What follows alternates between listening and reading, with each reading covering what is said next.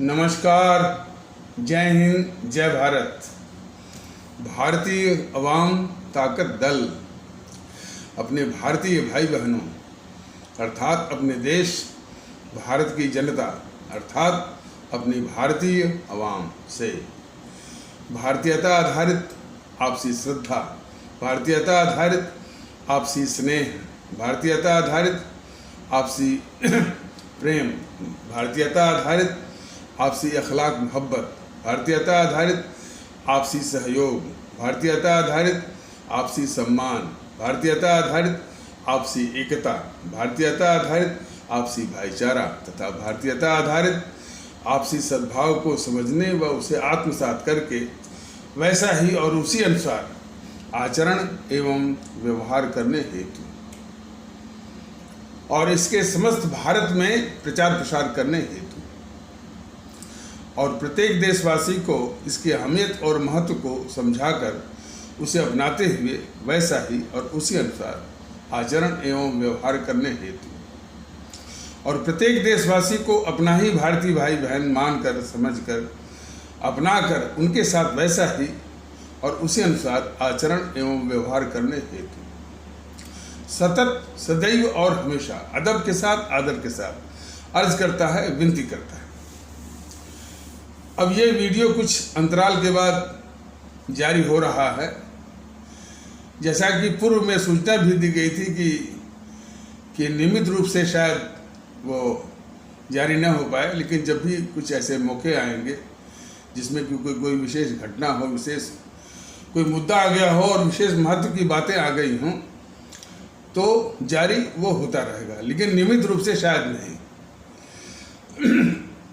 और इसी बीच में एक सूचना है कि मेरा प्रयास था कि जो आजमगढ़ लोकसभा उपचुनाव में मैं उसमें उस प्रतिस्पर्धा में उस कंटेस्ट में मैं उतरता और तैयारी पूरी थी, लेकिन जो संसाधन, आर्थिक संसाधन जो हमको मिलने चाहिए थे, जिसकी उम्मीद थी, वो मौके पर न मिल पाने के कारण नामांकन नहीं किया जा सका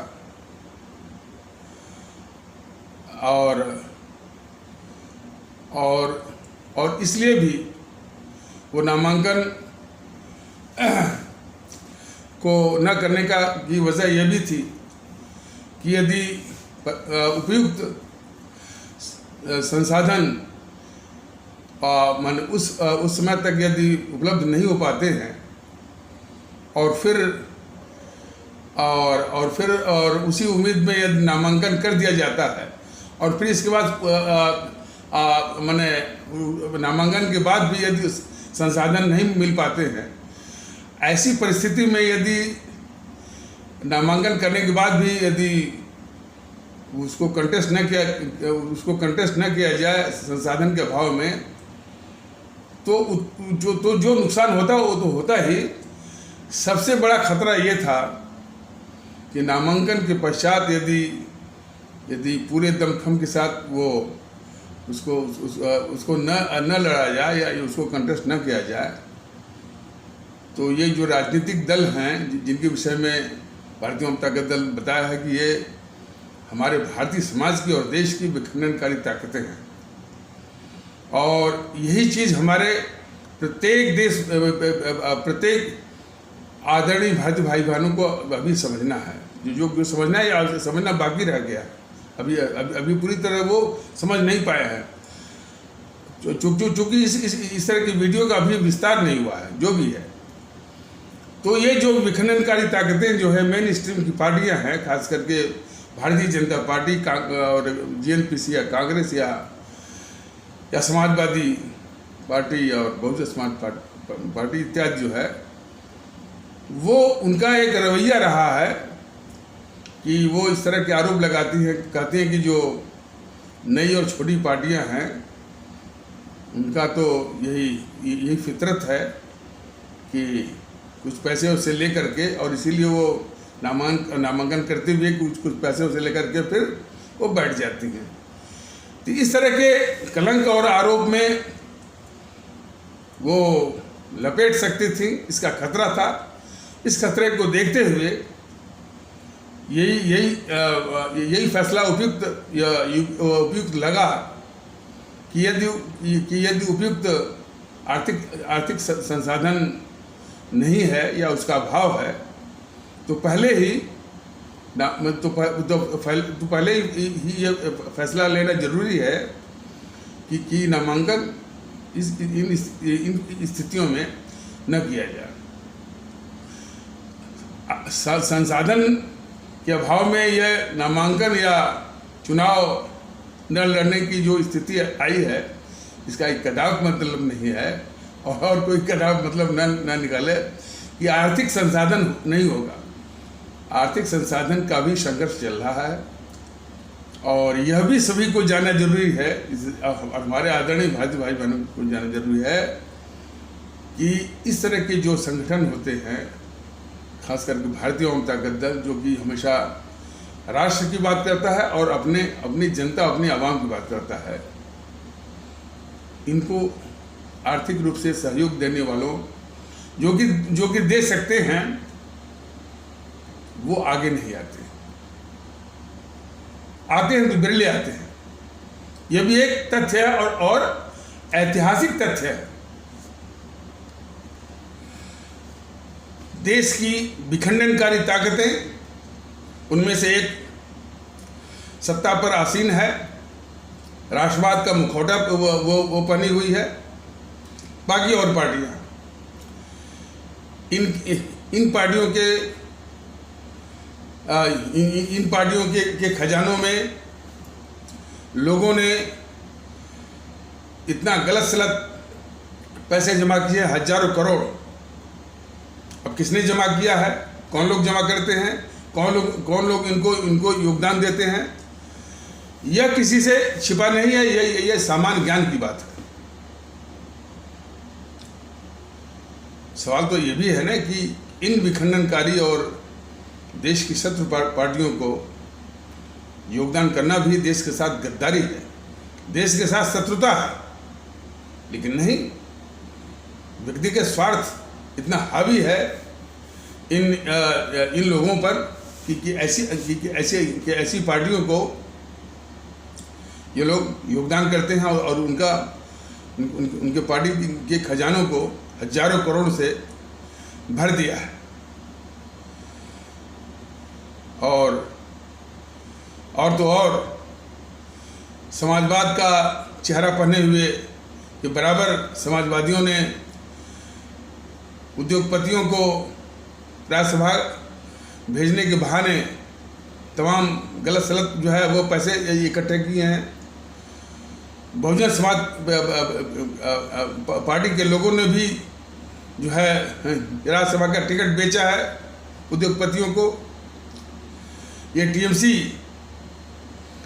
भी जो उद्योगपतियों को जो राज्यसभा में भेजती है, जो है वो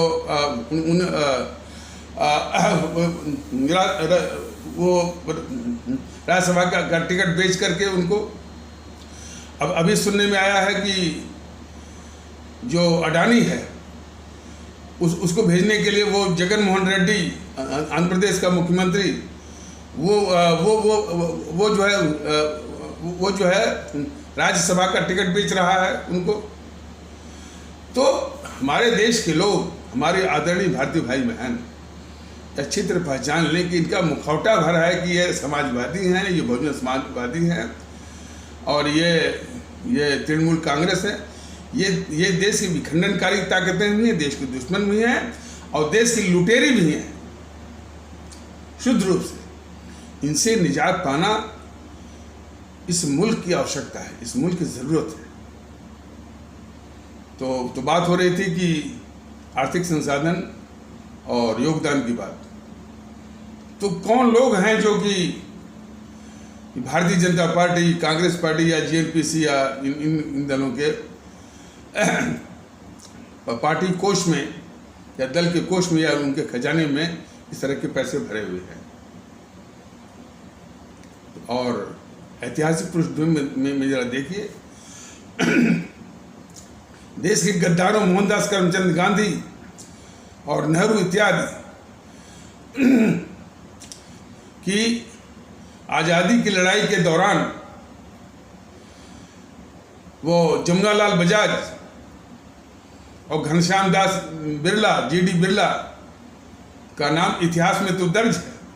इन सबों ने, जेएनपीसी वालों ने, गांधी नेहरू परिवार, चांडाल चौकड़ी काकस वालों ने अपने चाटुकार इतिहासकारों के द्वारा इनका नाम तो डलवाया है, जमुनालाल बजाज और घनश्याम दास बिरला, जीडी बिरला का, कि ये लोग जो है वो आर्थिक सहायता या आर्थिक या वित्तीय पोषण ये लोग करते थे।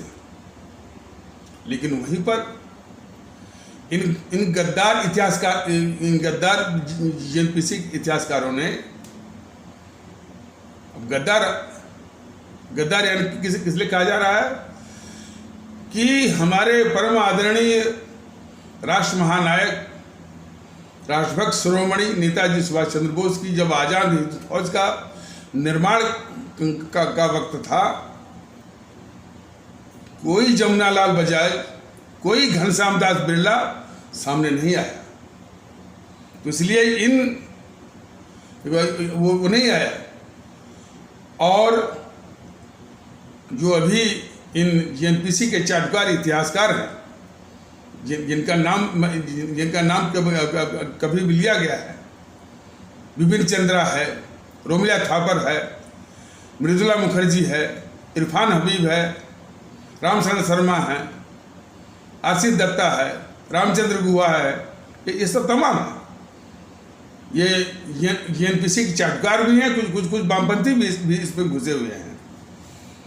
तो इनके इतिहास में जमुनालाल बजाज और घनश्याम दास बिरला ये इनका नाम आता है। इनको गद्दार इसलिए कहा जा रहा है कि जब हमारे नेताजी सुभाष चंद्र बोस के द्वारा आज़ाद हिंद फौज के निर्माण का समय था, इनमें से कोई नहीं आया। जो आया वो थे हमारे रंगून के व्यापारी मेमन अब्दुल हबीब यूसुफ मरफानी।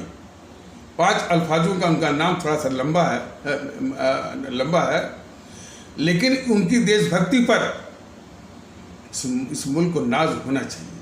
आज भारतीय जनता ताकत दल सभी आदरणीय भारतीय भाई बहनों को आह्वान करता है कि हमारे मेमन अब्दुल हबीब यूसुफ मरफानी, जिन्होंने जमुनालाल बजाज और घनश्याम दास बिरला की तरह अपने व्यापार का थोड़ा सा हिस्सा वो इन गद्दारों को, मोहनदास करमचंद गांधी और नेहरू को या कांग्रेस को नहीं दिया।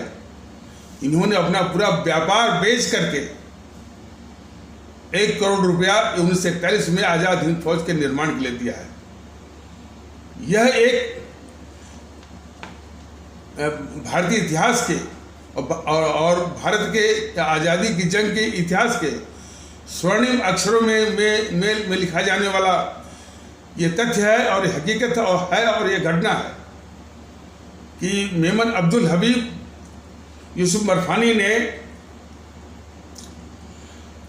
अपना व्यापार बेच करके पूरा उसको नष्ट करके 1 करोड़ रुपया दिया। उनके इस त्याग पर, उनके इस बलिदान पर नेताजी सुभाष चंद्र बोस का ये कहना था कि मरफानी जी, आप ये क्या कर रहे हैं? आपका परिवार है, आपका व्यापार है, और ऐसा आप क्यों कर रहे हैं? मरफानी जी का जो देशभक्ति के प्रति, नेताजी सुभाष चंद्र बोस के प्रति, आज़ाद हिंद फौज के प्रति जो उनका जज्बा था, उस जज्बे ने कहा कि नेताजी, अब हमको इस व्यापार की क्या जरूरत है? हम भी आपके इस आज़ाद हिंद फौज में शामिल होते हैं। व्यापार बेच करके वो मेमन अब्दुल हबीब यूसुफ मरफानी आज़ाद हिंद फौज में शामिल हो गए और पहला जैसे इसमें आपका ये परमवीर चक्र होता है ना बहादुरी का, उसी प्रकार आज़ाद हिंद फौज में यानी बहादुरी और शौर्य का एक बहुत बड़ा खिताब वो होता था सेवक हिंद। तो नेताजी सुभाष चंद्र बोस ने पहला सेवक हिंद खिताब वही मेमन अब्दुल हबीब यूसुफ मरफानी को दिया। इतना बड़ा ऐतिहासिक तथ्य इन गद्दार इतिहासकारों ने छुपा दिया है। लेकिन देश को ये जानने का हक है कि आखिर हमारे परम आदरणीय राष्ट्र महानायक राष्ट्रभक्त शिरोमणि नेताजी सुभाष चंद्र बोस की आज़ाद हिंद फौज के निर्माण में किन देशभक्तों का योगदान था। तो एक तो ये व्यापारी थे हमारे मेमन अब्दुल हबीब यूसुफ मरफानी। दूसरे एक कहाँ के थे ये भी जानना जरूरी है। ये गुजरात में एक क्षेत्र पड़ता है सौराष्ट्र। सौराष्ट्र में एक जिला है राजकोट में एक कस्बा है धोराजी, वहाँ के थे। और एक भर्ती अधिकारी मतलब कि रिक्रूटिंग ऑफिसर गुलाम हुसैन मुश्ताक रंदेरी सूरत के थे। इन लोगों का कितना बड़ा योगदान रहा आज़ाद हिंद फौज के निर्माण में। इन गद्दार भारतीय जनता दल निश्चित रूप से इन इतिहासकारों को गद्दार कहेगा, इनका वर्णन तक नहीं किया। कल्पना करिए कि यदि इन देशभक्तों का नाम सामने आता, लोगों की जुबान पर आता, लोगों के दिलो दिमाग पर आता, कितनी बड़ी हिंदू मुस्लिम एकता इस देश में फैलती। आज हिंदू मुस्लिम एकता को नष्ट करने के लिए देश की दुश्मन ताकतें किस किस रूप में जो है सक्रिय हैं, लगी हुई हैं। कोई अकेले ये नुपुर शर्मा नहीं है। पुष्पेंद्र कुलश्रेष्ठ कब से जो है इस देश में हमारे हिंदू सनातन आस्था वाले भारतीय भाई बहनों और हमारे इस्लाम आस्था वाले भारतीय भाई बहनों अर्थात हिंदू मुस्लिम एकता को तोड़ने के लिए ये दिन रात जो है हमारे इस्लाम आस्था वाले भारतीय भाई बहनों पर दिन रात जो है ये आग उगलता रहता है। वही दशा आपके जो अपराधी दीपक त्यागी या जो अपना भेष बदला हुआ है बाबा के रूप में यति नरसिम्हानंद सरस्वती का यही हाल है। और सिर्फ यही नहीं है, हमारे हिंदू मुस्लिम एकता को तोड़ने के लिए, नफरत फैलाने के लिए तौकीर रजा जैसे, शफीकुर रहमान वर्क जैसे, टी.एस. हसन जैसे, असदुद्दीन ओवैसी जैसे, असदुद्दीन ओवैसी का नाम लिया जाएगा तो दोनों असदुद्दीन ओवैसी और उसका छोटा भाई अकबरुद्दीन ओवैसी, ये सब हमारे देश में हमारे जो इस्लाम आस्था वाले भारतीय भाई बहन और हमारे हिंदू सनातन आस्था वाले भारतीय भाई बहन के बीच की एकता या हिंदू मुस्लिम एकता को तोड़ने के लिए दिन रात लगे हुए हैं। पीएफआई अलग से सक्रिय है, एसडीपीआई अलग से सक्रिय है। पीएफआई का जिस पीएफआई का इस जेएनपीसी ने जन्म दिया है, जेएनपीसी ने पीएफआई का जन्म दिया है, वो हमारे इस्लाम आस्था वाले भारतीय भाई बहनों से कट्टरवादियों को पैदा करता है।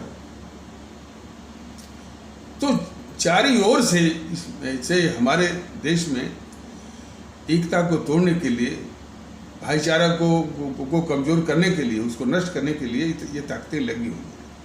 भारतीय जनता दल बराबर आगाह कर रहा, और ये ताकतें नकली राष्ट्रवादी मोदी जी के शासन के तत्वावधान में चल रही है, उनके संरक्षण में पल रही है।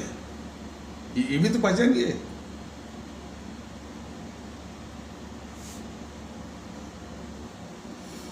बात आर्थिक संसाधन की चल रही थी, तो आर्थिक संसाधन के लिए संघर्ष चल रहा है, वो कामयाब होगा। जैसे मंजिल ये मंजिल यहाँ तक पहुँची, दल बना और ये विचार जो है यूट्यूब के माध्यम से जारी भी हो रहा है, लोग इसको देख भी रहे हैं। अभी पूरा विस्तार होना बाकी है, ये बात ये भी सत्य है, और संसाधन भी होगा, ऐसी बात नहीं, उसके लिए भी संघर्ष चल रहा है। और आगामी जितने भी चुनाव हैं वो पूरे दमखम के साथ जो है वो लड़ा जाएगा, इसलिए कि सारी बातें प्रमाणित होनी है वो ईवीएम मशीन पर। तो इस संबंध में जो आर्थिक संसाधन, और यही नहीं, इस चुनाव आयोग ने, रिजर्व बैंक ऑफ इंडिया ने और लोगों ने इन जो मुख्य पार्टियों के लिए अलग नियम बनाया है और नई पार्टियों के लिए अलग नियम बनाया हुआ है। तो हर जगह जो है एक अन्याय ही अन्याय है, तो कोई बात नहीं है। और एक एकाधिकार, मोनोपोली वाली स्थिति जो है वो बनाई हुई है। मोनोपोली स्थिति किस लिए? कि ये देश की विखंडनकारी ताकतों के संरक्षण के लिए।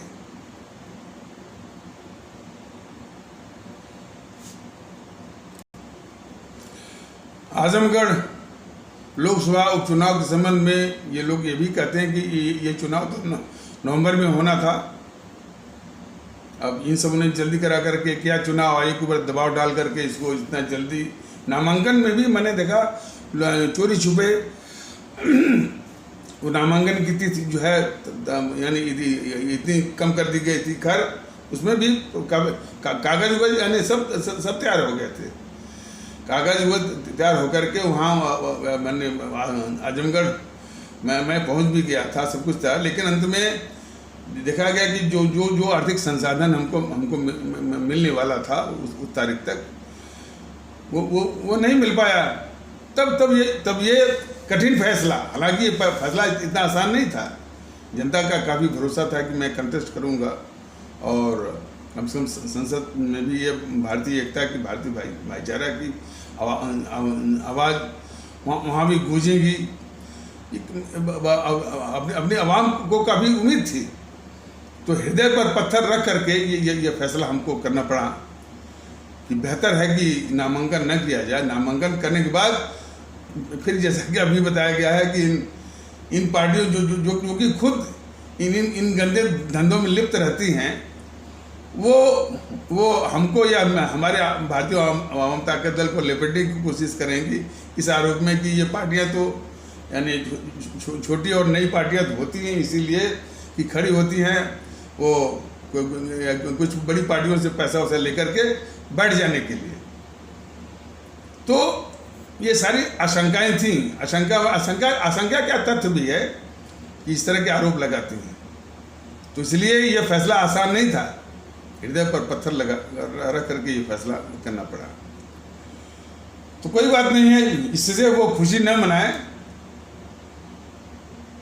इसलिए कि भारतीय जनता दल की प्रेरणा के स्रोत जो हैं हमारे परम आदरणीय राष्ट्र महानायक और राष्ट्रभक्त शिरोमणि नेताजी सुभाष चंद्र बोस जी हैं। भारतीय जनता दल की प्रेरणा के स्रोत हमारे शहीद आजम भगत सिंह हैं। भारतीय जनता दल की प्रेरणा के स्रोत हमारे अमर शहीद चंद्रशेखर आज़ाद हैं, हमारे अमर शहीद अशफाकुल्ला जी हैं, हमारे अमर शहीद खुदीराम बोस जी हैं। ये लोग तो ये मुगालते में न रहें कि एक जो है आजमगढ़ लोकसभा उपचुनाव में यदि पांव खींचा गया और किन कारणों से खींचा गया उन कारणों को भी अभी स्पष्ट भी किया गया है, तो खुशी मना लें वो। ये लड़ाई बहुत लंबी है और ख़ास करके हमारे शहीद आज़म भगत सिंह का वो आदेश कि ये हमारे देश के काले अंग्रेज हैं, ये हमारे देश के काले अंग्रेज हैं जो कि संप्रदायवाद या सांप्रदायिकता, जातिवाद, भाषावाद, प्रांतवाद, क्षेत्रवाद, समूहवाद इत्यादि हथियारों से हमेशा देश को तोड़ने, सत्ता हथियाने और देश को कमज़ोर करने के में बराबर लगे रहते हैं। और ये जनता के सामने है। अब उसी अपने भारतीय आवाम को जगाने के लिए ही ये देश के काले अंग्रेज हैं। इन अंग्रेजों को हटाना ये आज़ादी की जंग है। लेकिन वो आज़ादी की जंग कोई झंडा लेकर के दौड़ने के लिए नहीं है, कोई आंदोलन छेड़ने के लिए नहीं है, कोई जो है मैंने जो एक औपचारिक आंदोलन छेड़ने के लिए नहीं है, धूप में पसीना बहाने के लिए नहीं है। यह बहुत शांतिपूर्ण है और इसका नाम मैंने दिया है वेलवेट रेवोल्यूशन, मखमली क्रांति, जिसमें क्या आपको इस तरह की तकलीफ नहीं उठानी है विचारों के आधार पर कि इन काले अंग्रेज विखंडनकारी ताकतों का नाश करना है ईवीएम मशीन पर। यह है आपका वेलवेट रेवोल्यूशन या मखमली क्रांति। तो उसके लिए जो आवश्यक बताया गया है कि देशभक्ति का जज्बा होना बहुत जरूरी है, और देशभक्ति के लिए जो भारतीयता का जज्बा और अपनी पहचान कि हम सिर्फ भारतीय हैं। अब देखिए भारतीयता इस देश के लिए कितना अमूल्य है, कितना अनमोल है, ये धीरे धीरे मालूम हो रहा है।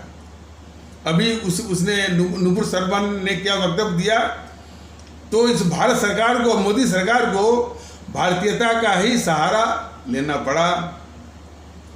तो जब इनको अपना चेहरा छुपाना होता है, इन नकली राष्ट्रवादियों को, नकली राष्ट्रवादी बीजेपी वालों को या मोदी सरकार को या मोदी महोदय को जो अपना चेहरा छुपाना होता है और या अपने चेहरे को चमकाना होता है, तो सिर्फ भारतीयता का इस्तेमाल करते हैं। अभी भी भारतीय जनता दल को पूरा विश्वास है और आशंका है कि ये इनका भारतीयता में विश्वास नहीं है। जब भी इनको मौका आएगा, चुनाव का मौका आएगा, ये 80-20 करने से बाज नहीं आएंगे। भारतीय समाज में नफरत फैलाने से ये बाज नहीं आएंगे। हिंदू मुस्लिम करने से बाज नहीं आएंगे।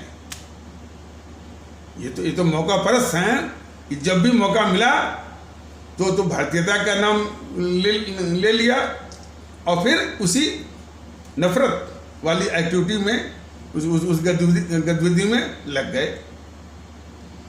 तो एक नुपुर शर्मा को बर्खास्त करने से जो है ये बिल्कुल जो है ये भारतीय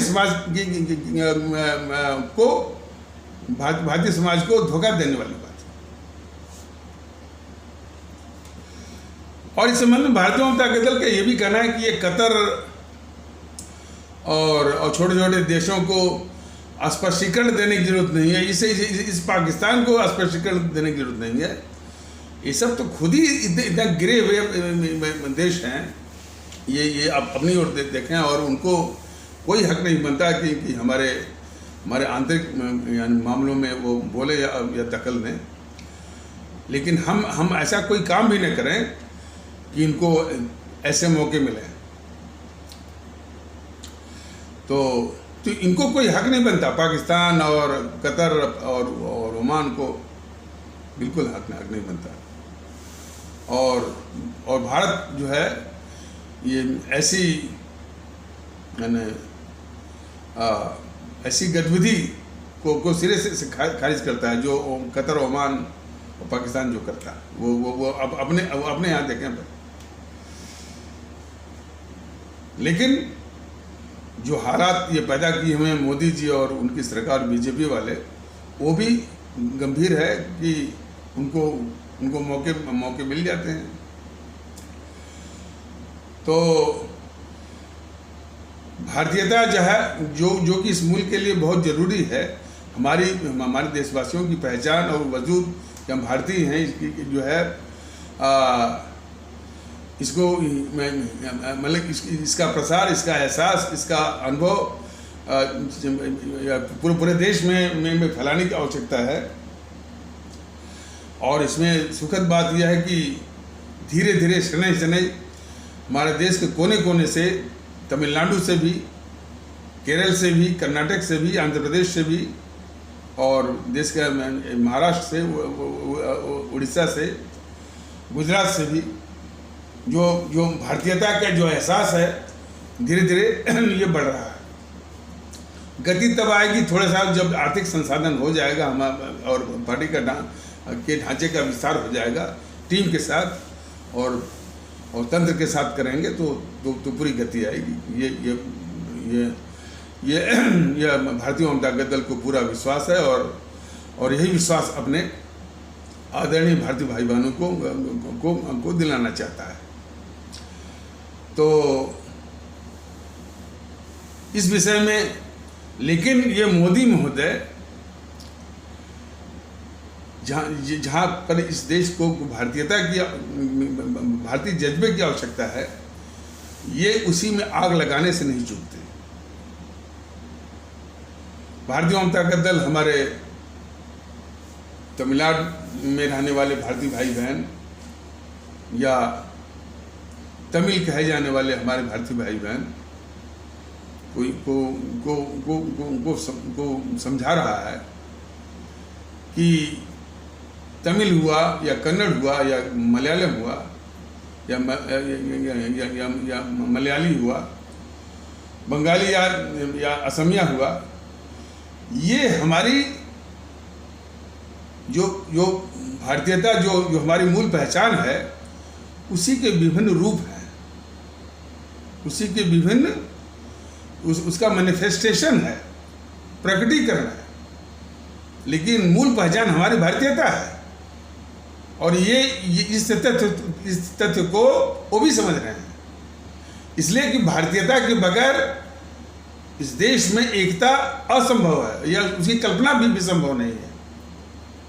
तो तमिल के रूप में, कन्नड़ के रूप में, मलयाली के रूप में, तेलुगु के रूप में, असमिया के रूप में, बांग्ला के रूप में, गुजराती के रूप में, उड़िया के रूप में, पंजाबी के रूप में, ये हमारी भारतीयता अलग अलग और अलग या मुख्तलिफ परिस्थितियों में उसका रूप है, प्रकटीकरण है और या मैनिफेस्टेशन है, लेकिन प्राइमेसी, प्राथमिकता, पहचान हमारी भारतीयता है। ये बता रहा है हमारा भारतीय जनता दल। ये मोदी जी जाकर के क्या आग लगा रहे हैं, तमिल भाषा बड़ी पुरानी है, हम तमिल नहीं सीख पाए, इस तरह की कट्टरवाद, भाषाई कट्टरवाद को जो आप आग लगा रहे हैं उससे देश को कितना नुकसान होगा। शायद मोदी महोदय आपको मालूम नहीं है कि उसी कट्टरवाद के चलते कन्नड़ में भी वो चल रहा है कि ये कन्नड़ भाषा भी वो तमिल से भी अधिक पुरानी है। जरा जाके देखिए, वहाँ भी चल रहा है। तो भाषा के नाम पर कट्टरवाद है वहाँ पर तमिलनाडु में, ऐसी बात नहीं है। वही अब बहुत बड़ा रोग है, बहुत बड़ी समस्या है तमिलनाडु में भाषा की कट्टरता की। आपने उस कट्टरता को कम करने के लिए कुछ तो नहीं किया, उस कट्टरता को या कट्टरता की आग में आपने घी डाला। तो भारतीय एकता के कितने दुश्मन आप हैं मोदी जी, यह देश देख रहा है। ये जितने वो हिंदू सनातन का मुखौटा पहन करके हमारी भारतीय भाईचारा और भारतीय एकता को तोड़ने के लिए जो मुहिम चला रहे हैं, उनको पहचानने की जरूरत है। चाहे वो पुष्पेंद्र कुलश्रेष्ठ हों या पुष्पेंद्र कुलश्रेष्ठ के जो चेले हैं, नरसिम्हानंद सरस्वती या नरसिम्हानंद सरस्वती के जो चेले हैं,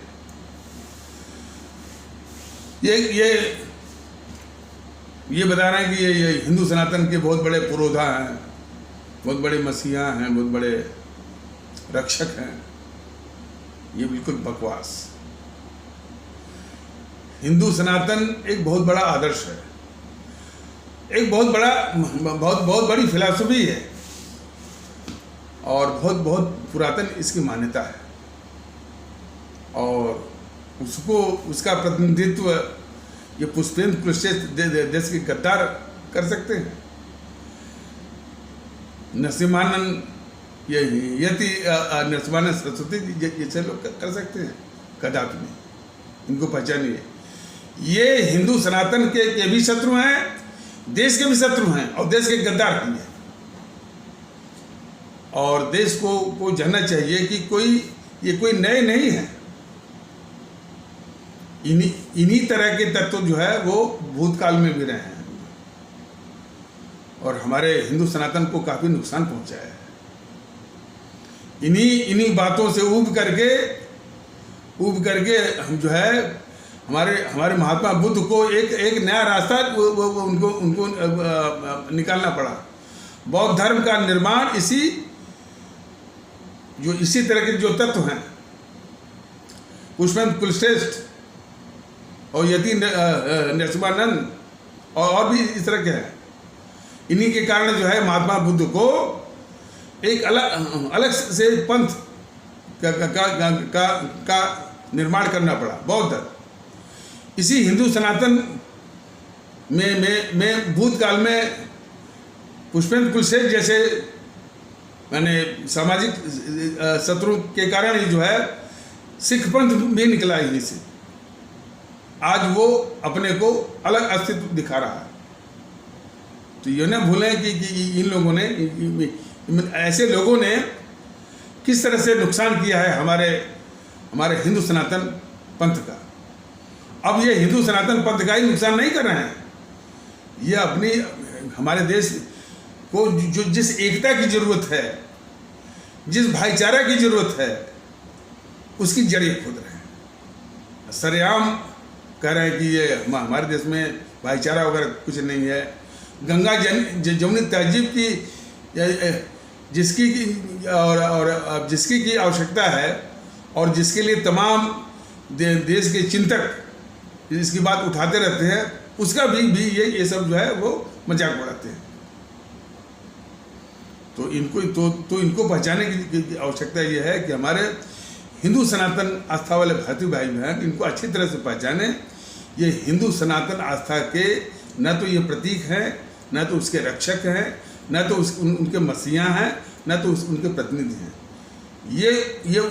ये उसकी भी जड़ खोज रहे हैं और देश की भी जड़ खोज रहे हैं। देश में भाईचारा को तबाह करके और देश में जो है आपसी या भारतीय सद्भाव को तबाह करके।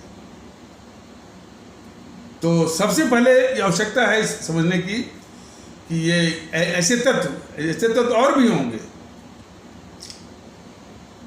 कि ये कभी भी हमारे हिंदू सनातन, जो कि हमारा बहुत ही पुरातन आदर्श है, पुरातन यानी फिलॉसफी है, एक उसका मार्ग है, उसके ये मसीहा जो बन बैठे हैं, इस देश के गद्दार पुष्पेंद्र कुलश्रेष्ठ जैसे लोग, इनको पहचानिए और इनकी गतिविधियों को नष्ट करने के लिए ये पूरी जिम्मेदारी है हमारे हिंदू सनातन आस्था वाले भारतीय भाई बहनों की। देश को बचाना है तो हमारे हिंदू सनातन आस्था वाले भारतीय भाई बहनों की पूरी जिम्मेदारी है कि ये पुष्पेंद्र कुलश्रेष्ठ जैसे, नरसिम्हानंद यति जैसे, जिसकी वास्तविक पहचान है कि वो अपराधी दीपक त्यागी है, इनकी गतिविधियों को नष्ट करिए, शून्य करिए।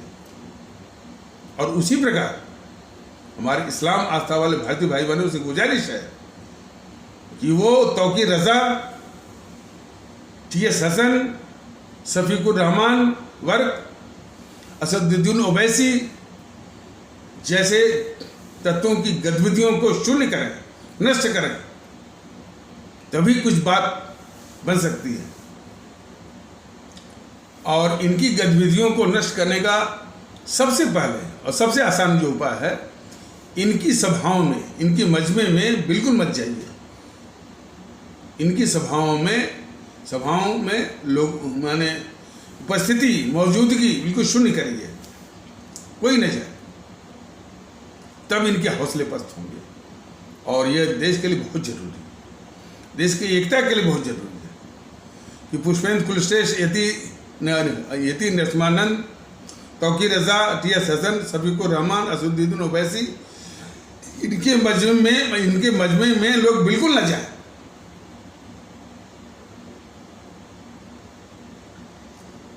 यहीं से उनके हौसले पस्त होंगे और हमारे देश के लोग, हमारे आदरणीय भारतीय भाई बहन, हमारे आदरणीय भारतीय अवाम पुष्पेंद्र कुलश्रेष्ठ और असदुद्दीन ओवैसी में कोई फर्क न कराए। पुष्पेंद्र कुलश्रेष्ठ और शफीकुर रहमान वर्क या तौकीर रजा या टी.एस. हसन में कोई फर्क न करे। दोनों एक ही हैं, अलग अलग रूपों में ये देश की जड़ें खोद रहे हैं। तो जो पहला काम जो करना है, और ये बहुत आवश्यक है, देश में भारतीय एकता स्थापित करने के लिए इनकी गतिविधियों को शून्य करना होगा। सुनने में ये आया कि मोहन भागवत महोदय, आरएसएस के मुखिया प्रमुख, ने एक वक्तव्य जारी किया कि मस्जिद में शिवलिंग ढूंढने से कोई फायदा नहीं होगा। महोदय, जब से तांडव हो रहा था और ये दो आपके माने समाज में खुराफाती हरिशंकर जैन और विष्णु जैन को आपने छोड़ दिया, जो ज्ञानवापी के बहाने नफरत फैलाने के लिए, और तब से चल रहा है। और आकर के आपने एक झूठा वक्तव्य दिया कि मस्जिद में शिवलिंग ढूंढने से कोई फायदा नहीं। ये किस कदर ये सब देश में नफरत फैला रहे हैं, और नफरत वो कितनी बड़ी दुश्मन है इस देश की, आपको अंदाज है भागवत महोदय? आपको जरा भी अंदाज नहीं है। इस नफरत ने क्या नुकसान नहीं किया, क्या नुकसान नहीं किया इसने। और आज भी हाँ, ये नफरत जो है राजनीतिक जो पार्टियां हैं, जो विखंडन करते हैं, उनके लिए बहुत बड़ा एसेट है, क्योंकि इसी के भरोसे उनको वोट मिलता है। तो वो कभी नहीं चाहेंगे कि नफरत समाप्त हो। जो भी देश के लिए नुकसानदेह, माने जो जितने भी पहलू हैं, नफरत है तो देश के लिए नुकसानदेह है, लेकिन यह उनके लिए चुनावी एसेट है, चुनावी संपदा है। तो समझ जाइए, जातिवाद इस देश के लिए बहुत ही एक जहर है, लेकिन इन दलों के लिए एक चुनावी संपदा है। लेकिन हमारे आदरणीय भारतीय भाई बहनों, सिर्फ भारतीय जनता दल की इस तरह से समझाने से कुछ नहीं होगा। जब तक इनको ईवीएम मशीन पर आप शून्य नहीं करेंगे, हमारे इस तरह के कहने का कोई मतलब नहीं है। अब जैसे पश्चिम बंगाल का चुनाव हुआ, उत्तर प्रदेश का चुनाव होते चले जा रहे हैं, और ये ताकतों को यदि वोट मिल रहा है तो फिर इस तरह से समझाने का कोई मतलब नहीं है। भारतीय जनता दल ने पहले ही कहा, यह आज़ादी की जंग है, दूसरी और वास्तविक। और किनसे? इन काले अंग्रेजों से। सफेद अंग्रेजों को तो वो भगा दिया गया। ये काले अंग्रेज वो सफेद अंग्रेजों से ज्यादा खतरनाक, इनसे निजात पानी है। और ये राजनीतिक दलों के बेश में देश की विखंडनकारी ताकतें हैं, और इनसे निजात जो है ईवीएम मशीन पर मिली। बेहतर क्या, मतलब यही एक रास्ता है कि इनके पक्ष में शून्य वोट करिए, और यदि कोई विकल्प नहीं है तो नोटा दबाइए। ठीक है, नोटा के प्रति जो है ये चुनाव आयोग का भी एक तिकड़म है कि नोटा में कितना भी वोट डालिए वो पता नहीं कहाँ जाता है। तो एक जांच का विषय है, बहुत बड़ी जांच का विषय है। लेकिन पहले आवाम, सर्वप्रथम जो है इन दलों को ईवीएम पर शून्य करे, और बाद में बाद में ये तथ्य आता है कि भाई कि जनता ने कि आवाम ने इतना वोट किया और इन पार्टियों को वोट नहीं दिया और नोटा में दबाया तो फिर नोटा के वोट गए कहाँ? तो उसी से सारे तथ्य खुलेंगे और चुनाव आयोग भी जो है बेनकाब होगा उससे। हालांकि इस संबंध में सुप्रीम कोर्ट भी जो है वो बहुत साफ आंख नहीं है। सुप्रीम कोर्ट ने कह दिया कि भाई कि सुप्रीम कोर्ट का एक बार मैंने कहीं पर फैसला देखा था कि मान लीजिए कि नोटा का प्रतिशत यदि जो जितने और भी कैंडिडेटों के वोट के प्रतिशत से ज़्यादा है तो वो चुनाव जो है वो रद्द होना चाहिए। तो क्या बहाने वाला सुप्रीम कोर्ट ने फैसला दिया कि भाई ऐसा होगा तो फिर विधानसभाओं का और लोकसभा का गठन कैसे होगा? इस तरह की मानसिकता जो है गंदी मानसिकता चाहे वो मैंने दिखने को मिलती है, जो सुप्रीम कोर्ट हो चाहे चुनाव आयोग है और भी चाहिए, लेकिन भुगतती है हमारी आवाम, भुगतते हैं हमारी आम जनता, हमारे आदरणीय भारतीय भाई बहन, और ये देश भुगतता है।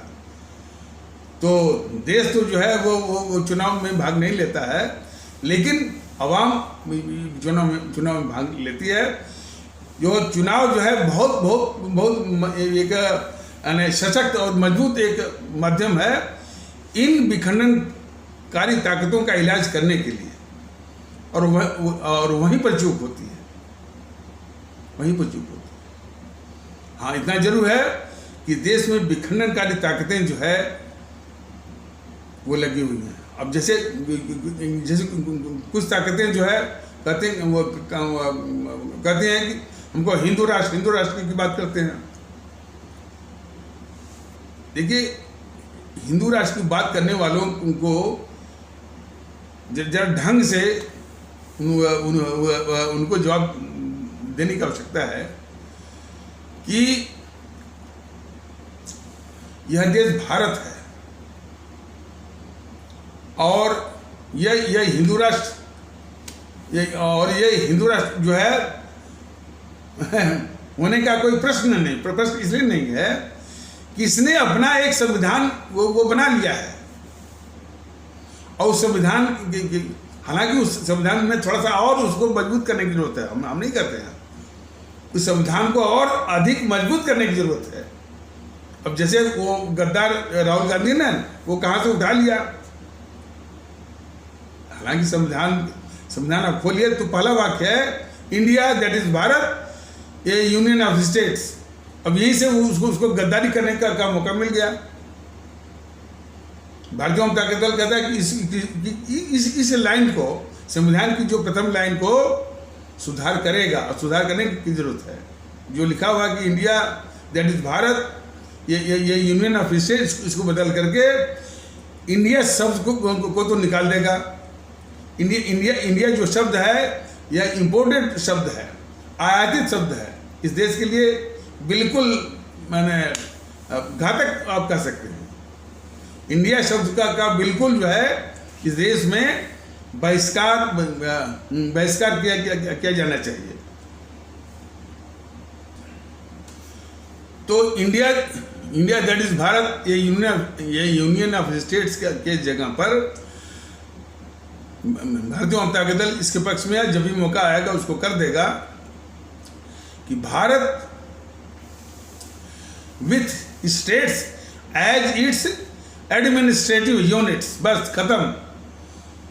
भारत जितने भी राज्य हैं इसकी प्रशासनिक इकाइयां, खत्म। इसके बाद कुछ नहीं। ये जितने राज्य हैं भारत की प्रशासनिक इकाइयां हैं। इन राज्यों का संघ है, इस शब्द को खत्म कर देना चाहिए। तो इसका मतलब नहीं कि इनकी राज्य सरकारों का अस्तित्व खत्म हो गया। राज्यों के बूते ये संघ बना है, बिल्कुल नहीं। भारत का अपना अस्तित्व है और अलग अलग राज्य उसकी प्रशासनिक इकाइयां। ये उदाहरण नहीं तो राहुल गांधी जैसे गद्दारों को मौका मिल जाएगा।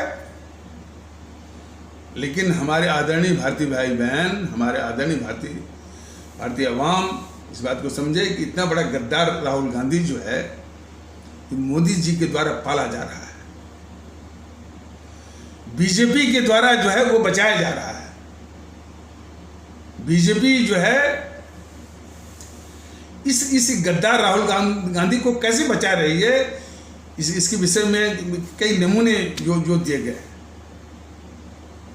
बीजेपी वाले क्या कहते हैं, इसको कहते हैं बीजेपी की नजरों में क्या है, परिवारवाद सबसे बड़ा अपराध है। बताइए, बीजेपी वालों से पूछिए कि किस मुल्क के खिलाफ गद्दारी सबसे बड़ा अपराध है कि परिवारवाद। किस तरह से बीजेपी वाले इस देश के साथ गद्दारी कर रहे हैं, यह देश देख रहा है। ये गद्दार राहुल गांधी देश के अंदर भी गद्दारी करता है और काले धन के बूते बाहर जाकर के जो जितने भी इवेंट करता है भारत विरोधी, ये मोदी जी के शह पर कैसे इसको वीजा मिला, ये सबसे बड़ा सवाल। कोई भी ये राहुल गांधी गद्दारी करता है देश के खिलाफ बाहर जाकर के, उसको वीजा कौन दिलाता है? मोदी की सरकार, मोदी की गद्दार सरकार। 3 महीने सिर्फ भारत में रहेगा, 9 महीने जाकर के पता नहीं क्या क्या करता है। यानी उन शब्दों को तो हम कह भी नहीं सकते। किसके आधार पर करता है? मोदी जी की सरकार के बूते। वीजा कौन देता है? तो देश के साथ यानी राहुल गांधी जैसे गद्दारों को शह देने का कि जो शह देने का जो अपराध है, जो गद्दारी है, ये मोदी जी कर रहे हैं, उनकी सरकार कर रही है। और अधिक से अधिक क्या उसको पप्पू मानो, गद्दार मत मानो उसको। ये किसी भी देशभक्त या भारतीय भाई बहन के लिए नाकाबिले बर्दाश्त है।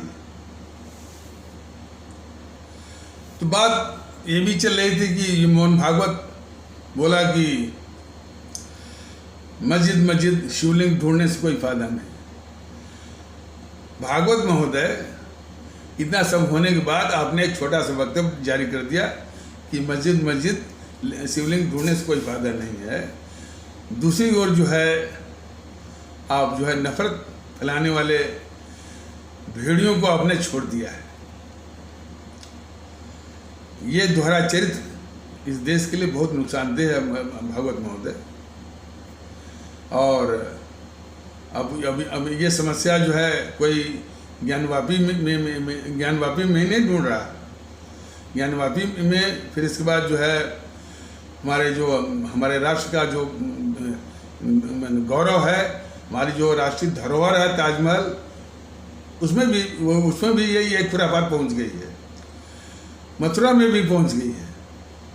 हमारा जो है अजमेर शरीफ, वहाँ भी पहुंच गई है। कहाँ तक ये सब आग लगाएंगे? लेकिन हमारे इस्लाम आस्था वाले भारतीय भाई बहनों की तरफ से आग लगाने वालों की कमी नहीं है।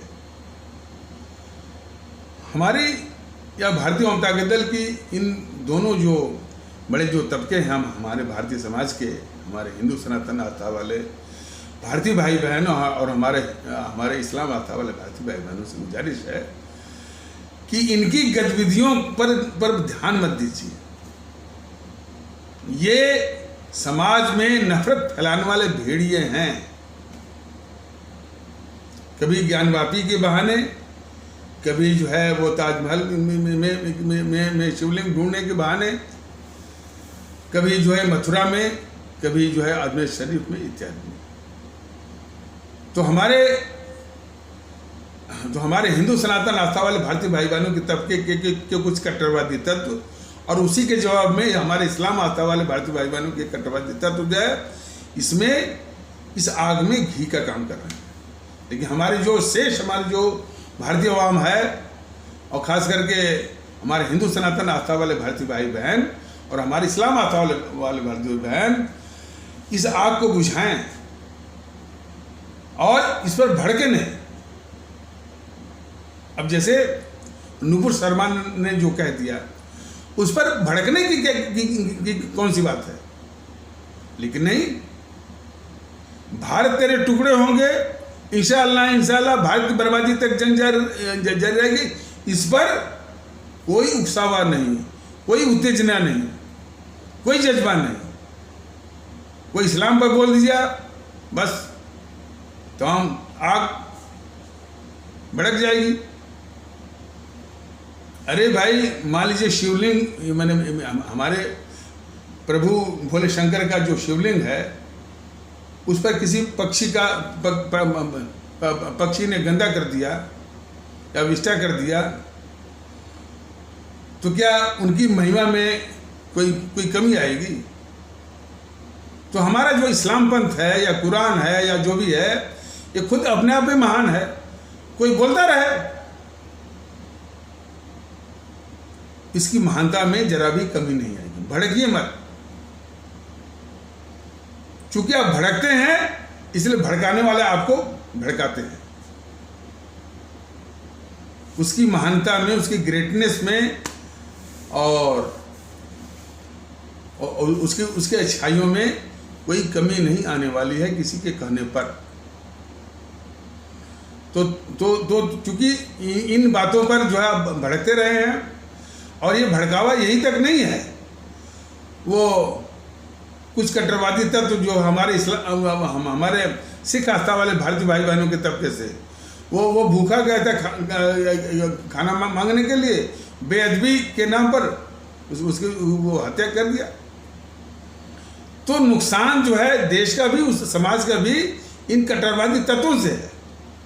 इन कट्टरवादी तत्वों की गतिविधियों को वो हतोत्साहित करना है, चाहे वो ये विष्णु जैन हो, हरशंकर जैन हो, इनकी गतिविधियों को हालांकि कोर्ट भी और हम जो है और भारतीय जनता दल भी कोर्टों को बहुत धन्यवाद दे रही है कि इनको लताड़ भी लगा रही है, हाई कोर्ट भी लगा रही है, और जो है उनको जो है कई डेट पर डेट दे रही है। लेकिन कोर्टों का दायित्व बनता है कि ये जो नफरत कोर्टों का से दरख्वास्त भी है भारतीय जनता दल की और मेरी भी, कि इन पर लगाम लगाएं। हालांकि जिस तरह से उन्होंने जिस तरह से कोर्टों ने प्रतिक्रिया व्यक्त की है, वो बहुत ही स्वागत योग्य है, लेकिन उसको कायम रखें, इनको अधिक से अधिक लताड़ लगाएं और इनके हौसले को पस्त करें। और हमारे भारतीय भाई बहन जो है, चाहे वो हिंदू सनातन आस्था वाले भारतीय भाई बहन हो या हमारे इस्लाम आस्था वाले भारतीय भाई बहन हो, जो है इस तरह की आग में वो घी न डालें, इसको बुझाएं। हरिशंकर जैन, विष्णु जैन की गतिविधियों को पस्त करें, उसको कुचलें। और असदुद्दीन ओवैसी की भी बातों को कुचलें कि मस्जिद जो है वो क़यामत तक रहेगी। अरे बेवकूफ, असदुद्दीन ओवैसी क्या मस्जिद ही देश है? अरे लोग कहते हैं भाई कि इस मुल्क की हिफाजत के लिए हजारों मंदिर, हजारों मस्जिद व कुर्बान है। ये बोलो ना, हमारे इस मुल्क की हिफाजत के लिए हजारों मंदिर और हजारों मस्जिद कुर्बान है, बोलो।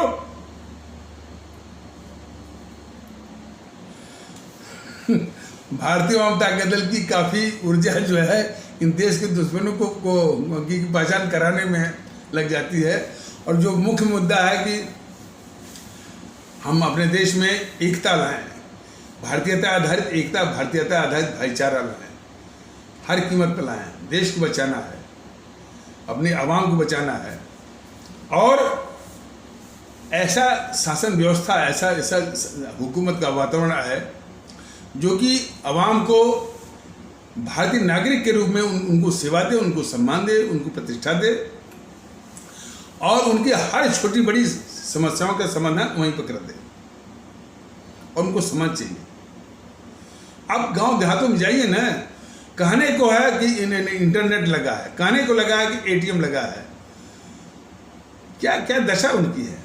बैंकिंग सुविधा, पुलिस की अलग व्यवस्था, चाहे शासन, चाहे जब इनका अखिलेश मुलायम का हो, चाहे बीजेपी वालों का, वही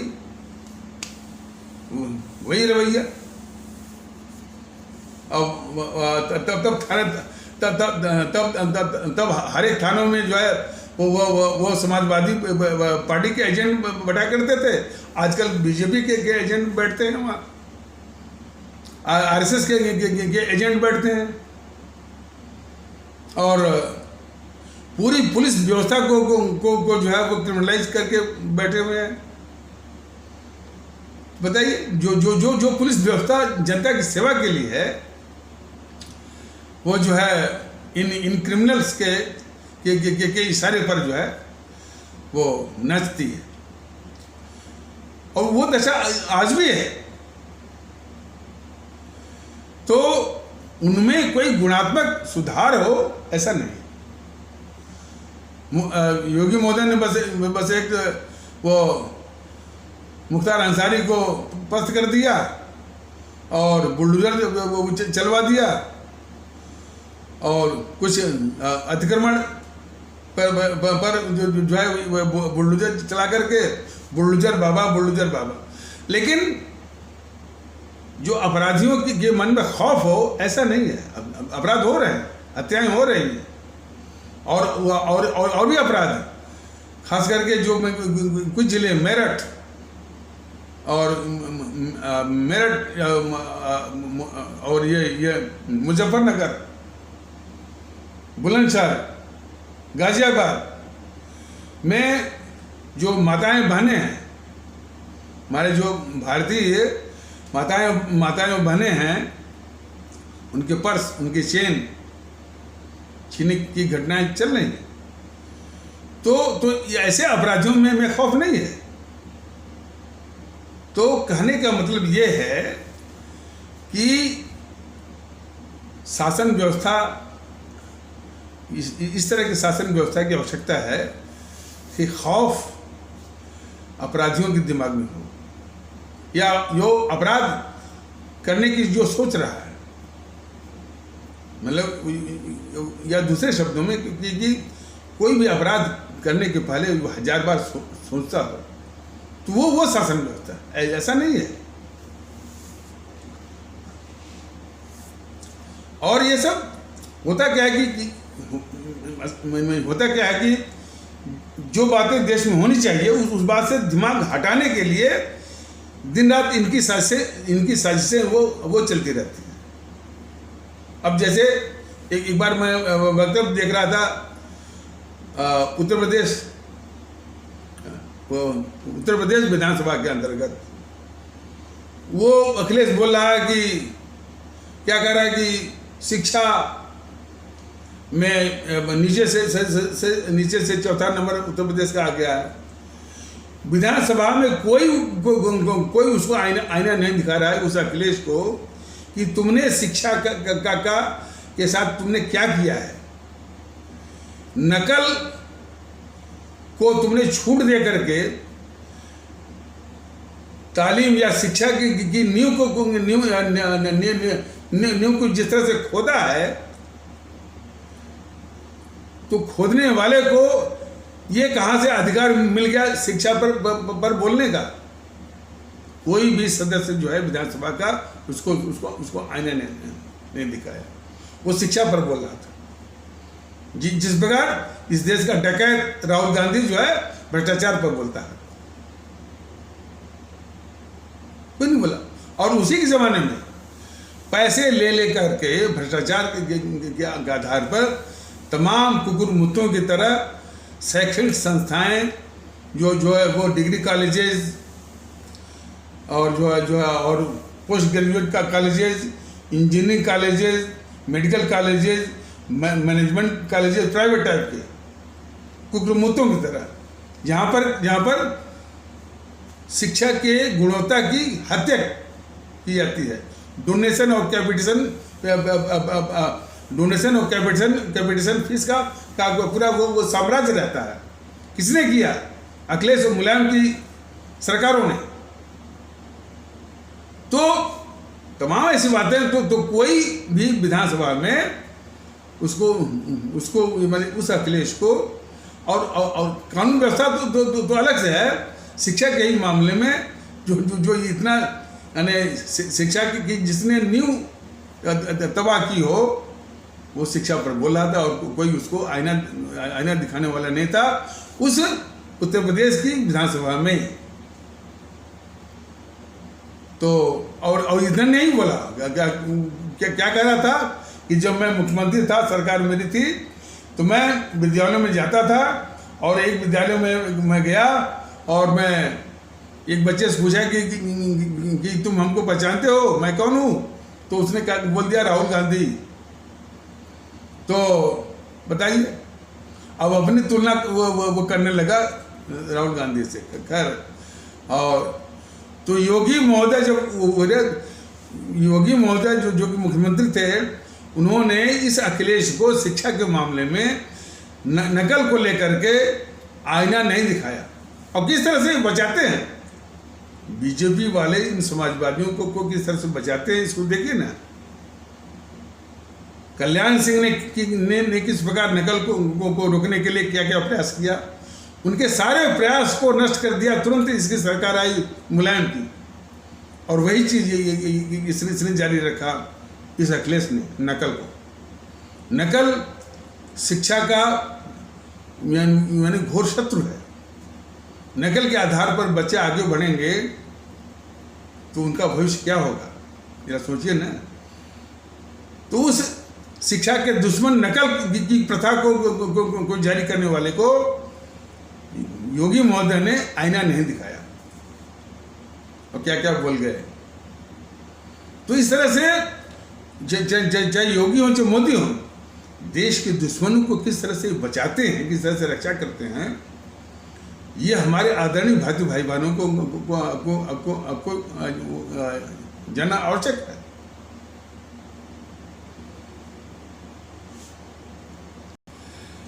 कोई कह रहा था कि ये बीजेपी वाले कहीं कहीं जो है कहना शुरू करते हैं कि हम भारतीय हैं, फलाने हैं, ढकाने हैं। ये वास्तव में भारतीयता और हिंदुत्व की जो दुविधा है, ये खुद भी शिकार हैं और वही दुविधा वाली मानसिकता जो है देश में भी बेच रहे हैं। ये कभी बोलते हैं कि हमको हिंदू होने पर गर्व है, हमको हिंदुत्व पर नाज है, हमको हिंदू राष्ट्र की बात करनी है। कभी बोलते भारतीयता, कभी बोलते हैं कि भारतीयता जो है वो हिंदुत्व का ही एक वो पर्यायवाची है। इस तरह का उलझन, इस तरह की दुविधा ये फैला रहे हैं और जो है मौके इन्हीं का गलत इस्तेमाल करते हैं। जब चुनाव जीतना होगा तो हिंदू 80-20 और हिंदू एकता की बात करेंगे। जब इनको मुखौटा पहनना होगा, सफाई देनी होगी, अपना मुंह छिपाना होगा, तो भारतीयता। तो इनकी, अब हालांकि उस शब्द का प्रयोग करने में हमको संकोच होता है, इनकी ये दोगलापंथी है, बैस्टार्डनेस है। लेकिन हमारे भारतीय भाई बहन इनकी दोगलापंथी को पहचाने, ये देश के शत्रु हैं। सवाल इस बात का है कि अहमियत हमारे भारतवर्ष की है और भारतीयता की है, और इसमें अलग अलग पंथ के मानने वाले विश्वास के लोग हैं। कैसे वो एक साथ रहें, इसके लिए भी संविधान में व्यवस्था दी गई है। हमको बिल्कुल सिर्फ अपने संविधान को ही की बातों को, थोड़ा बहुत कमी है, संविधान थोड़ी बहुत कमी है, उसको जब भी भारतीय जनता दल वो आएगा तो और उसको मजबूत कर देगा। जैसे जो पहली लाइन मैंने बताया था, पहली लाइन लिखी है ना, इंडिया दैट इज भारत। नहीं, इंडिया दैट इज भारत ये यूनियन ऑफ स्टेट्स, ये गलत है। तो इसके स्थान पर Bharat with states as its administrative units, Bharat प्रांतों के साथ जो कि इसकी प्रशासनिक इकाइयाँ हैं, बस खत्म। और अपने अपने पंथों के प्रचार को लेकर के भी तमाम मैंने उसका दुरुपयोग मिलता है। तमाम लव जिहाद की बात करते हैं। अरे लव जिहाद एक अपराध है, तो उस अपराध को डील करने के लिए तमाम कानून बने हुए हैं। जो अपराधी है उसको सजा दो, और बल्कि ऐसी सजा दो कि उसकी पुनरावृत्ति न हो। लेकिन वो सजा नहीं देंगे, वो थमा देंगे टीवी वालों को। नफरत और ये टीवी और ये मीडिया जो है नफरत फैलाने की बहुत बड़ी मशीन बन गई है, बहुत बड़ी मशीन। इस देश के दुश्मन ये टीवी वाले जो है हमेशा हिंदू मुस्लिम मंदिर मस्जिद। कितनी खरीद जिस देश में एकता की इतनी बड़ी ज़रूरत हो, तब भी ये नफरत की एजेंट और नफरत की मशीन बन गई हैं ये टीवी चैनल वाले, ये मीडिया वाले, जो कि अपने को कहते हैं कि हम लोकतंत्र के चौथे स्तंभ हैं। शर्म आनी चाहिए इसको। जब लोगों में जागरूकता आएगी और भारत के प्रति अपनी भक्ति का भाव आएगा, तो इसी मीडिया के ऊपर लोग थूकेंगे।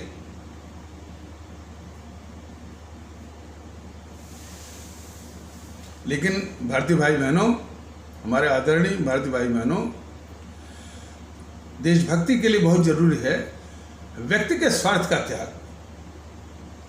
मानता हूं कि 70 सालों से इसे जीएनपीसी ने, गांधी नेहरू परिवार चंद्रा चौकड़ी काकस वालों ने आपको यानी वो परिस्थितियां सामने पैदा कर दी हैं कि व्यक्तिगत स्वार्थ के आप शिकार हो गए।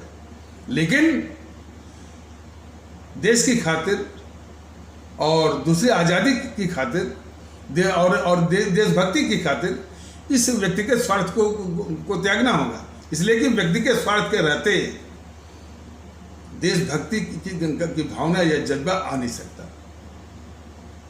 इस यथार्थ को जरा समझिए। काफ़ी समस्या इसी से है कि भारतीय जनता दल भी और भी तरीके से जो है भारतीयता का, देशभक्ति की बात बता रहा है, लेकिन व्यक्तिगत स्वार्थ इतना हावी है कि ये बातें जो है आगे बढ़ नहीं पा रही। अभी काफ़ी तबका जो है वो तमाशबी बीन बना हुआ है, इसे अनभिज्ञ है। तो समस्या इसी की है। व्यक्तिगत स्वार्थ के स्थान पर मैंने ये और इस विचार की आदत डालिए कि समाज की भलाई में अपनी भलाई है, देश की भलाई में अपनी भलाई है। ये ऐसा नहीं कि पहले हमारा ही हित पहले हमारा हित सदैव पहले हमारा ही हित सबसे पहले हो, बाद में किसी और का। ये बहुत ही गलत है। तो इस मुल्क में देशभक्ति लाने के लिए व्यक्तिगत स्वार्थ का त्याग बहुत जरूरी है। और वैसे भी हमारे परम आदरणीय राष्ट्र महानायक, राष्ट्रभक्त शिरोमणि नेताजी सुभाष चंद्र बोस ने भी यही कहा था, तुम मुझे खून दो, मैं तुमको आज़ादी दूंगा। मतलब कि आप कुर्बानी और त्याग करने के लिए मानसिक रूप से तैयार हुए, तभी जाकर के आपको आज़ादी पाने का हक, आज़ादी पाने का नैतिक हक वो मिल पाएगा।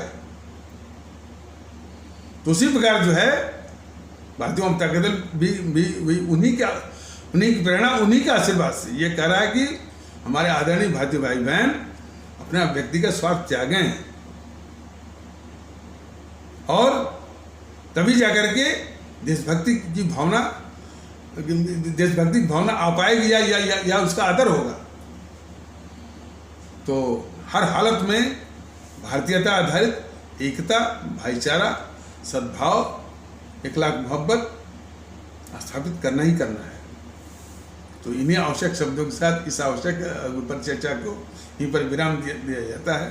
तब तक के लिए नमस्कार। जय हिंद, जय भारत।